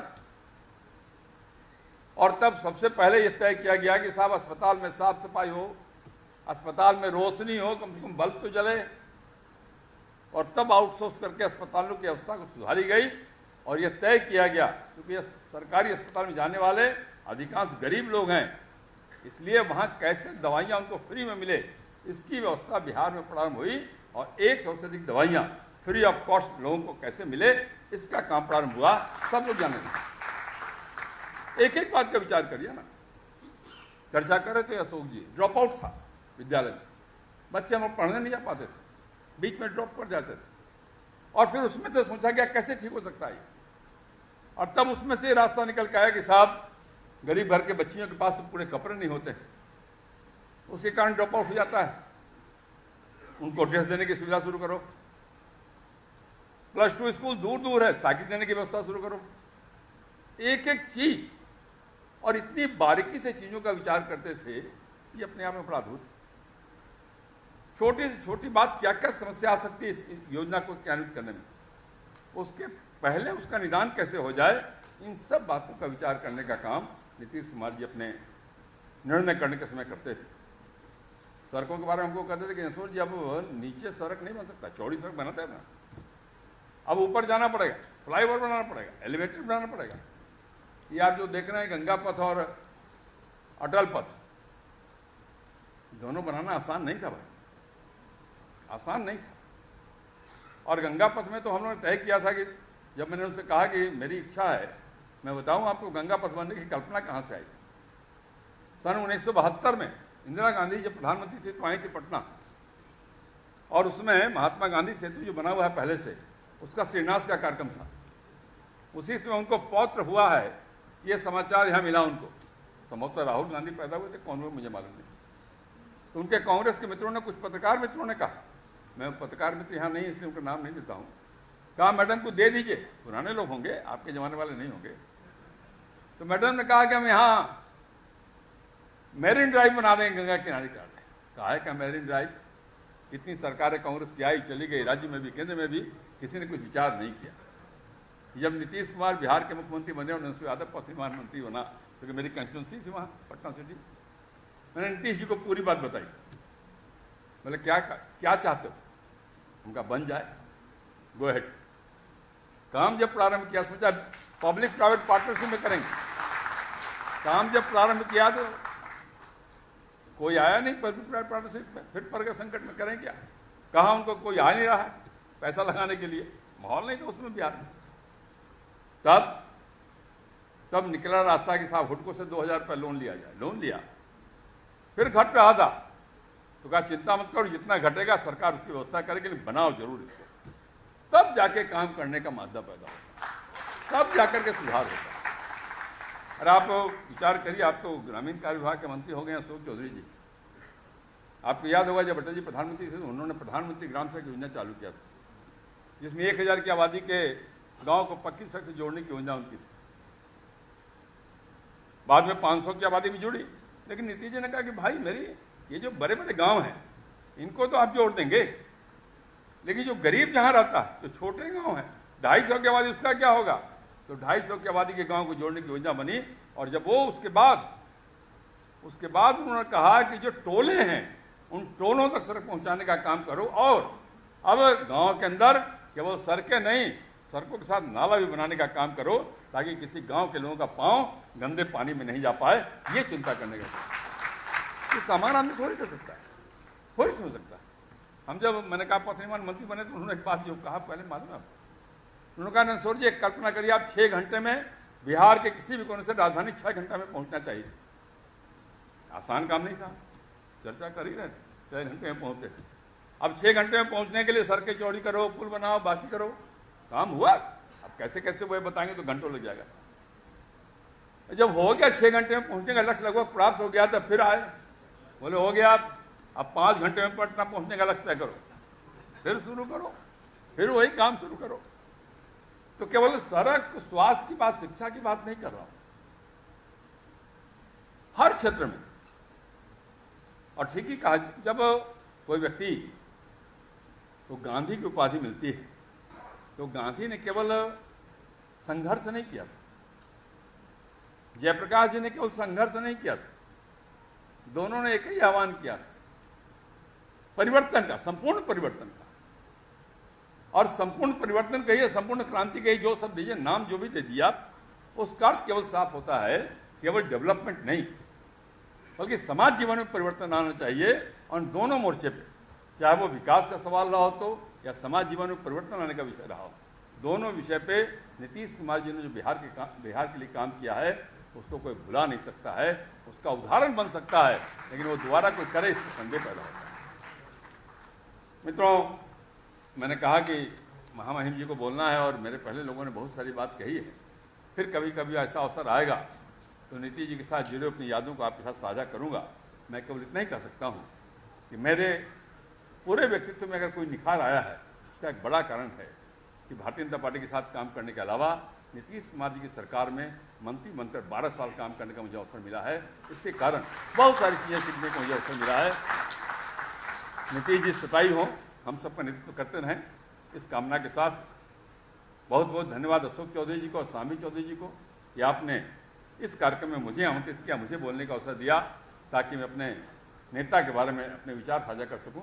बहुत बहुत धन्यवाद, नमस्कार। का प्रयास भी किया है, जिसका आज अभी लोकार्पण हो चुका। ऐसे इस पुस्तक के लेखक मेरे मित्र श्री अशोक चौधरी जी, जो स्वयं मंत्री भी हैं, उनकी पुत्री श्रीमती शांभवी चौधरी जी, लोकसभा के माननीय सदस्य, जिनके बारे में मैंने कुछ विशेषण लगाने की आवश्यकता ही नहीं, ऐसे अरुण गोविल जी, सुप्रसिद्ध पार्श्व गायक, पद्म भूषण, हमारे अपने बिहार के पुत्र श्री उदित नारायण जी, मगध विश्वविद्यालय के कुलपति प्रोफेसर SP शाही जी, प्रभात प्रकाशन के निदेशक पीयूष कुमार जी, सभागार में उपस्थित सभी विश्वविद्यालयों के कुलपति और अपने मुख्यमंत्री माननीय नीतीश कुमार जी के प्रेम के खातिर आप आए हुए हैं, ऐसे सभी मेरे महानुभाव बहनों और भाइयों, मैं जानता हूं थोड़ा सा फेस रीडिंग आता है तो आपके चेहरे पर क्या भाव है और आप कितना समय ले लेंगे, ऐसे भाव आपके चेहरे पर दिखाई दे रहे हैं। लेकिन मैं आश्वस्त करता हूं आपको, ज्यादा समय नहीं लूंगा, क्योंकि यहाँ बैठे हुए सभी महानुभाव किसी न किसी रूप से माननीय मुख्यमंत्री जी से संबंधित हैं और बहुत ही अच्छे ढंग से हिंदी भाषा बोलने वाले हैं। तो इन सबके भाषणों के बाद और जिन्होंने अपने अपने संबंध जैसे माननीय नीतीश जी से के साथ थे हैं, उनको हम सबके सामने उजागर किया है। उन सबके बाद मेरे लिए बचता क्या है बोलने के लिए, ऐसी मेरी भावना है, आपसे भावना से अलग नहीं है। आज का कार्यक्रम एक पुस्तक विमोचन का है, ऐसा इसका एक नामाभिधान है, परंतु केवल यह पुस्तक विमोचन नहीं। माननीय नीतीश जी को मैं पिछले 1 वर्ष से बहुत ही नजदीकी से देख रहा हूं। मेरा जब यहाँ आना हुआ, मेरी नियुक्ति हो गई कि मुझे बिहार में जाना है, उस समय मैं हिमाचल में था। तो शिमला में मैं मेरे कुछ घरगुती अपने घरेलू कार्यक्रम के लिए मेरे बेटे की शादी थी, इसलिए मैं गोवा में गया था। वहीं मुझे राष्ट्रपति भवन से खबर मिली कि आपको बिहार में राज्यपाल करके जाना है। बिहार में जाना है, इसको सुनते ही मेरे मन में बहुत सारे विचार आने लगे। आप हंसते हैं, मेरी अवस्था क्या हुई होगी और वहां मुख्यमंत्री नीतीश जी हैं, दोनों के बारे में मैंने सुना था कि ठीक है अभी जाना तो है ही। तो मैंने मेरा यहाँ आने का कार्यक्रम बनाया और जैसे ही मैंने कार्यक्रम बनाया कि मैंने कहा कि मैं फलाना तारीख को आ रहा हूं, तो मुझे माननीय मुख्यमंत्री जी से वापस मैसेज आ गया, अब एक दिन और दूसरे दिन आ जाइए, उस दिन मत आइए। तो मैंने सोचा क्या भैया ऐसे क्या बात है। उनकी उस समय एक यात्रा चल रही थी और उस यात्रा में वो सम्मिलित थे। उन्होंने मुझसे फोन पर बात की और मुझे उन्होंने सूचना की कि ठीक है आप एक दिन के लिए आप बढ़ाइए। मैंने कहा ठीक है आपकी जैसी इच्छा। मेरा पहला ही अनुभव ऐसा था, तो मुझे पता नहीं आने वाले समय में क्या होगा। तो दूसरे दिन आ गया, शपथ विधि वगैरह सब कुछ हो गया, शपथ ग्रहण। और मुझे आपको मैं बताते हुए बहुत ही खुशी हो रही है, बिहार के बारे में मेरी जो संभावनाएं विचार था, मेरे मन में कुछ जो एक आ रहा था वो, और अपने यहाँ के मुख्यमंत्री के बारे में भी जो मैंने सुना था, पढ़ा था, इन दोनों भ्रमों को मैं दूर करने में सफल था। बिहार के बारे में एक परसेप्शन है, वैसे ही मुख्यमंत्री के बारे में भी था कि मुख्यमंत्री है वो समाजवादी नेता है, जयप्रकाश नारायण जी के साथ उनका आंदोलन था वगैरह। वैसे तो उस समय के आंदोलन में मैं भी जेल में था गोवा में, परंतु यहाँ आने के बाद देखा कि इतने बड़े बुजुर्ग नेता हैं, इनके सामने मैं कैसे टिक पाऊंगा। परंतु जैसे ही उन्होंने, नीतीश जी ने मेरा स्वागत हवाई अड्डे पर किया, और बहुत ही अच्छे ढंग से स्वागत किया। मुझे लगा बात कुछ बनने वाली है, बनेगी बात। यहाँ आया, उसी दिन शाम को शपथ ग्रहण हो गया और दूसरे दिन से हमारा मिलना जुलना हो गया। नीतीश जी का स्वभाव एक है कि वो सामने वाले व्यक्ति को आश्वस्त करते हैं, आप चिंता मत करिए, मैं हूं आपके साथ। पिछले 1 वर्ष के लिए मेरी यही पूंजी है कि नीतीश जी ने मुझे जो आश्वस्त किया कि आप यहां आइए, डरिए मत, मैं हूं आपके साथ। और इसके अनेक सारे उदाहरण आने वाले समय में मुझे मिलने वाले थे, बहुत सारे उदाहरण मिलने वाले थे। और इन सब का मैंने जैसे जैसे आपको बताऊंगा, सभी बताने का अभी समय तो है नहीं, परंतु मैंने यहाँ आने के बाद जैसे बताया गया कि मैं कुलाधिपति हूँ यहाँ के विश्वविद्यालयों का, तो विश्वविद्यालय में यहाँ काम, इसके बारे में पढ़ा सुना, बहुत कुछ तो था ही, बहुत बड़ी बातें मैंने सुनी थी, परंतु इसको कुछ करने की आवश्यकता है। मुख्यमंत्री जी ने पहले ही बैठक में, उनकी और मेरी जो बैठक हुई, 1-to-1 जो मिलना हुआ, उसमें उस बैठक में उन्होंने मुझे आश्वस्त किया कि मैं जानता हूं आप राष्ट्रीय शिक्षा नीति को यहाँ लागू करने का सोच रहे हैं। मैंने यहाँ के अधिकारियों से के साथ मेरी बात हो गई थी, शिक्षा के अधिकारियों के। उन्होंने कहा कि मैं बाहर अभी कुछ नहीं बोलूंगा, परंतु आप जो कर रहे हैं बिहार के लिए बहुत ही आवश्यक है, कर लीजिए, मैं आपके साथ हूं। इसी के बलबूते मैंने आगे कदम बढ़ाए और बिहार की शिक्षा को कुछ करने का प्रयास कर दिया। इसमें मेरा योगदान बहुत बड़ा है ऐसा नहीं, लेकिन आपके पीछे कोई एक शक्ति या ताकत खड़ी रहती है, तब आपको आगे जाने में कोई समस्या नहीं आती, कोई दिक्कत नहीं आती। ऐसे नीतीश जी हैं, और नीतीश जी ने मुझे बहुत बार ऐसे अनेक आश्वासन दिए और करके दिखाए हैं। नीतीश जी का वर्णन यहाँ करते थे, मुझे लगता है शांभवी जी ने कहा विकास पुरुष है, और सही में ऐसे ही है वो। उनके अगर आप यहाँ काम देखेंगे तो कामों में उनकी लगन कैसी है, क्या सोचते हैं कामों के बारे में। जब पिछले कुछ दिनों में यहाँ के बहुत सारे पुल गिरने की यहाँ समाचार आ रहे थे, मुझे भी बहुत पीड़ा हो रही थी।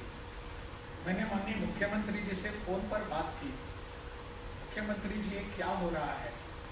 उनको भी, वो भी बहुत दुखी थे, पीड़ित थे, ऐसा नहीं होना चाहिए था, लेकिन मुझे उन्होंने कहा कि आगे ऐसा नहीं होगा। मैं भी पीड़ित हूं, आप चिंता मत कीजिए। मुझे उन्होंने ये बात कही कि मुझे बहुत अच्छा लग रहा है कि आप हमारे बिहार के बारे में सोच रहे हैं। मैंने कहा मैं आपके बिहार के बारे में नहीं सोच रहा हूं, मैं मेरे बिहार के बारे में सोच रहा हूं। मैं बिहारी हूं, यहाँ आने के बाद मेरा और कुछ काम नहीं है, जो भी करना है वो बिहार के लिए करना है, और इसलिए मुख्यमंत्री मेरे साथ है तो और क्या चाहिए मुझे। मुख्यमंत्री स्वयं मेरे साथ हैं, और इसलिए विकास करने के लिए जो भी बातें सामने आती हैं, उनके सामने आती हैं, उनके टेबल पर आती हैं, बिना कोई हिचकिचाए हुए वो उसको सम्मत करके काम करने के लिए बता देते हैं। जब एक बार राजभवन में आना हुआ उनका, हम बैठे थे चाय पीते पीते, मैंने उनको एक बात कही। मैंने कहा कि राजभवन में यहाँ एक काम करने की आवश्यकता है। मुझे कहने चलिए हम जाएंगे, देखेंगे। हम आज जिसे हम राजेंद्र मंडप कहते हैं, जहाँ बहुत सारे लोगों की शपथ ग्रहण भी हुआ है, तो वहाँ मैंने कहा कि इसको डिमोलिश करके ठीक ढंग से परमानेंट राजेंद्र भवन बनाएंगे। मुझे लेकर, मेरा हाथ पकड़कर मुझे लेकर गए, वहीं के वही उन्होंने अपने डेवलपमेंट कमिश्नर और पीडब्ल्यूडी के जो चीफ इंजीनियर है, आर्किटेक्ट, उनको बुलाया। 5 मिनट में सभी लोग आ गए। राज्यपाल जो कहते हैं उसको तुरंत करने की आवश्यकता है। कर दिया उन्होंने, सबको काम को लगा दिया। मैंने कहा मुझे यहाँ राजभवन के लिए एक गेस्ट हाउस चाहिए, उसकी भी योजना बनाने को कह दिया। इतने सरल और इतने मुझे लगता है कि प्रेम भावना से वो मुझसे पेश आते हैं, मुझसे मेरे सामने बैठते हैं, मेरे साथ बैठते हैं, सामने शब्द गलत है, मेरे साथ बैठे हैं, तो मुझे और क्या चाहिए। और यहाँ के सभी विकास कामों के लिए यहाँ ध्यान देना उनके हर दिन की एक दैनंदिनी बन चुकी है। मुझे तो उनका और एक गुण बहुत ही भाता है, विकास पुरुष तो है। वहां बैठे हुए उस स्थान पर सबको विकास के यहाँ ध्यान देने की आवश्यकता ही होती है। सभी मंत्रियों को साथ में लेना, उनको मार्गदर्शन करना, उनको सूचना देना, उनको ये उनसे करवा के लेना। परंतु इससे भी ऊपर नीतीश जी का एक स्वभाव है जिसका अनुभव आप सबने किया है। समझ में या ना समझ में यहाँ के अनेक वक्ताओं ने उसका उल्लेख भी किया है। नीतीश जी अजात शत्रु हैं, अजात शत्रु हैं। उनके लिए शत्रु कोई नहीं है, किसी भी पार्टी का होने दो। उनके विपक्ष में रहने वाले उनके साथ अच्छे संबंध, साथ में है उनके साथ भी अच्छे संबंध, सबको उनके कामों के लिए बात करना, उनके साथ काम कैसा करना है इसकी एक पूरी योजना बनाना, और वो काम विरोधी हो या विपक्ष के हो या साथी दो, उन सबका उसी ढंग से उसी लगन से काम करना। इसलिए वो अजात शत्रु हैं। मैंने यहाँ आने के बाद थोड़ी सी उथल-पुथल, राजनीतिक उथल-पुथल, सत्ता में परिवर्तन देखा। मैंने उनको जब देखा, कभी भी उन्होंने उस समय जो विरोधी थे जब मैं आया था उनके बारे में गलत शब्द कभी भी नहीं कहा। और फिर से जब वो सत्ता में दूसरे पक्षों के साथ आ गए तो उन्होंने जिनके साथ होते उनके बारे में भी कभी गलत शब्द नहीं कहा। इसको अजात शत्रु कहते हैं। और मैंने देखा, मैं जब आया था तो सम्राट वगैरह ये सब मेरे मित्र विरोधी दल में थे, विरोधी पक्ष में थे, लेकिन इनके बारे में उन्होंने कुछ नहीं कहा।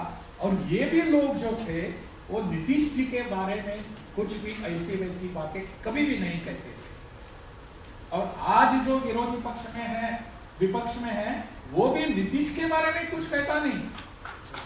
कहते हैं सरकार के बारे में कहेंगे, उनके दल उनका जो है उसके बारे में कहेंगे, लेकिन नीतीश जी का नाम लेकर कभी भी नहीं कहेंगे। This is what he has earned in politics. अगर राजनीति में आकर अजात शत्रु रहना कितना मुश्किल होता है पता नहीं आप सबको, लेकिन नीतीश जी यहाँ रहे हैं, किसी को भी उनके बारे में दुर्भावना नहीं है। ऐसे नेता जब इस प्रदेश में हैं, अपने इस विकास के बारे में सोचना, बाकी के सब बातें बताई गई हैं, सामाजिक विचारों के बारे में, सामाजिक समरसता कैसी रहनी चाहिए, कहाँ क्या होना चाहिए, इन सब के बारे में वो तो विचार करते रहते हैं, बोलते रहते हैं। परंतु इस प्रदेश की सामान्य जनता, साधारण लोगों के लिए उनके मन में जो पीड़ा है, ऐसे नेता जब हमारे पास है तो हमको क्या कमी है। मुझे लगता है बिहार का यह सद्भाग्य है कि इतने वर्षों से नीतीश जैसे यहाँ एक मुख्यमंत्री रहे हैं जो किसी ने किसी के बारे में मन में कुछ अलग भाव नहीं रखा, विरोधी भाव कभी भी नहीं रखा। ऐसे लोग जब होते हैं तब जाकर यहाँ के प्रदेश का विकास होता है। और मैं कहता हूँ, शुरू से जो मैंने वाक्य कहा था वो वही उसको दोहराऊंगा कि मेरे यहाँ आने के बाद बिहार के बारे में जो भ्रम था वो टूट गया, और यहाँ के मुख्यमंत्री के बारे में था वो भी टूट गया। मुझे बताया गया था कि मुख्यमंत्री ऐसे हैं वैसे हैं, समाजवादी नेता है, ऐसे हैं वैसे हैं। हम भी तो समाजवादी ही हैं, समाज के बारे में चिंता करने वाले सभी समाजवादी होते हैं। कभी उन्होंने अपने मुंह से नहीं कहा कि मैं समाजवादी हूं, परंतु समाज के लिए काम करने वाला हर व्यक्ति समाजवादी ही होता है, समाज के लिए काम करते हैं। तो ऐसे नेता और ऐसे प्रदेश के अभी जनता, उन पर प्यार करने वाली जनता, उन्होंने मुझे कई बार उनकी जीविका का जो कार्यक्रम है उसके बारे में बताया, कृषि के बारे में कार्यक्रम के बताया, उन्होंने मुझे समझाया क्या होता है, वो दीदी कैसी है, क्या काम करती है वगैरह। और इतने अच्छे काम मुझे लगता है कि अपने प्रदेश के अनेक प्रदेशों में माननीय नीतीश जी से सीख लेने की आवश्यकता है। काम कैसा करना चाहिए, नेता कैसा होना चाहिए, और इस नेता के बारे में जो बहुत ही अच्छी पुस्तक आज हमारे सामने आई है, आप तो जरूर पढ़ेंगे ही। इसको पढ़ने की आवश्यकता है। प्रभात प्रकाशन के यहाँ प्रमुख है पीयूष जी ना। पुस्तकें तो बहुत सारी प्रकाशित होती हैं, पढ़ने वाले कहाँ हैं? मेरे सामने हमेशा एक प्रश्न आता है, पुस्तकें तो कितनी सारी आती हैं और बिहार में मुझे हर व्यक्ति जो मिलता है मुझे आकर राजभवन में साथ में पुस्तक लेकर ही आता है, और बहुत बार उनकी खुद की लिखी हुई पुस्तक होती है। इतने सारे लेखक हैं, मन में प्रश्न आता है पाठक कहाँ है? लेखक तो है, पढ़ने वाले कहाँ हैं? मुझे लगता है इसके बारे में प्रयास होने की आवश्यकता है। पढ़ने वाले चाहिए। मैंने एक छोटा सा उपक्रम शुरू कर दिया है, इस बहाने बता के मैं मेरी बात समाप्त करूंगा। मैंने एक कार्यक्रम हाथ में लिया है, आओ पुस्तक पढ़े, आओ पुस्तक पढ़े। पढ़े बिहार, बड़े बिहार। हम सब जाकर बच्चों के बीच जाकर मैंने एक कार्यक्रम शुरू कर दिया। स्कूलों में जाता हूँ, स्कूलों में जाकर बच्चों के साथ बैठता हूँ, सभी नहीं, 8वीं कक्षा या 9वीं कक्षा के बच्चे जितने 40 या 45 होते हैं, उनके साथ उनका जो पीरियड है, क्लास का टाइमिंग है 40 या 45 मिनट, उनके साथ बैठता हूँ, बातें करता हूँ, पुस्तक पढ़ने के बारे में उनको बताता हूँ, और आते समय उनके हाथ में एक एक पुस्तक देता हूँ। पुस्तक पढ़ने की आदत हमारे बच्चों में है नहीं। बच्चों में क्यों? हमारे बीच है। हम पढ़ते हैं क्या कितने? बिल्कुल नहीं। अगर हम ही नहीं पढ़ेंगे तो बच्चों को किस भाव से हम बताएंगे बच्चा पढ़ो भाई? नहीं है। इसलिए पुस्तक पढ़ने की भी आवश्यकता है।